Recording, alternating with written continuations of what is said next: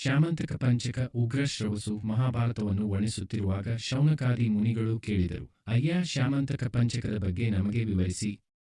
ಮಹಾಭಾರತ ಕಥೆಯ ಮೂಲವೇನು? ಭೀಷ್ಮಾದಿ ಕರು ವೀರರ ಬಗ್ಗೆ ವಿವರವಾಗಿ ಕೇಳಲು ಇಚ್ಛಿಸುತ್ತೇವೆ. ಕೃತಯುಗಾಂತ್ಯದಲ್ಲಿ ದೇವದಾನವ ಯುದ್ಧ ನಡೆಯಿತು.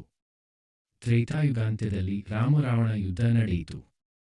ದ್ವಾಪರ ಯುಗಾಂತ್ಯದಲ್ಲಿ ಪಾಂಡವರಿಗೂ ಕೌರವರಿಗೂ ಮಹಾಯುದ್ಧವಾಯಿತು. ತ್ರೇತಾಯುಗ ಮತ್ತು ದ್ವಾಪರ ಯುಗದ ಸಂಧಿಕಾಲದಲ್ಲಿ ಜಮದಗ್ನಿ ಪುತ್ರ ಪರಶುರಾಮನು ಕ್ಷತ್ರಿಯರ ಮೇಲೆ ಕೋಪಗೊಂಡು 21 ಬಾರಿ ಭೂಮಿಯನ್ನು ಪ್ರವೇಶಿಸಿ ಕ್ಷತ್ರಿಯರನ್ನು ಸಂಹರಿಸಿದನು.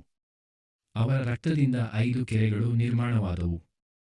ಅವುಗಳನ್ನು ಶ್ಯಾಮಂತಕ ಪಂಚಕ ಎಂದು ಕರೆಯುತ್ತಾರೆ. ಈ ಶ್ಯಾಮಂತಕ ಪಂಚಕ ಪ್ರದೇಶದಲ್ಲಿಯೇ ಪಾಂಡವರು ಮತ್ತು ಕೌರವರು ಮಹಾಯುದ್ಧ ಮಾಡಿದ್ದು, ಅದು ಈಗ ಕುರುಕ್ಷೇತ್ರ ಎಂಬ ಹೆಸರಿನಿಂದ ಪ್ರಸಿದ್ಧವಾಗಿದೆ. ಅರ್ಜುನನ ಮೊಮ್ಮಗ ಜನಮೇಜಯನು ಯಜ್ಞ ಮಾಡುತ್ತಿದ್ದಾಗ ಸರಮ ಎಂಬ ದೇವಶ್ವಾನನ ಮಗ ಸಾರಮೆಯ ಅಲ್ಲಿ ಆಟವಾಡುತ್ತಾ ತಿರುಗುತ್ತಿದ್ದನು.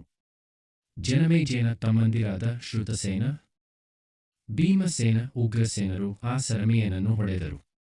ಬಡ ಸರಮೆಯನು ಅತ್ತುಕೊಂಡು ತಾಯಿಗೆ ಹೇಳಿದನು. ಸರಮ ಜನಮೇಜಯನಿಗೆ ಹೇಳಿದರು, ನಿನ್ನ ತಮ್ಮಂದಿರು ನನ್ನ ಮಗನನ್ನು ಕಾರಣವಿಲ್ಲದೆ ಹೊಡೆದಿದ್ದಾರೆ.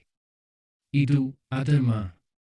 ಇಂತಹ ಅನ್ಯಾಯ ಮಾಡುವವರಿಗೆ ಅಪಾಯ ಉಂಟಾಗುತ್ತದೆ. ಜನಮೇಜಯನು ಸರಮನ ಮಾತುಗಳನ್ನು ಕೇಳಿ ಶಾಂತಿ ಕರ್ಮಗಳನ್ನು ಮಾಡಲು ನಿರ್ಧರಿಸಿದನು.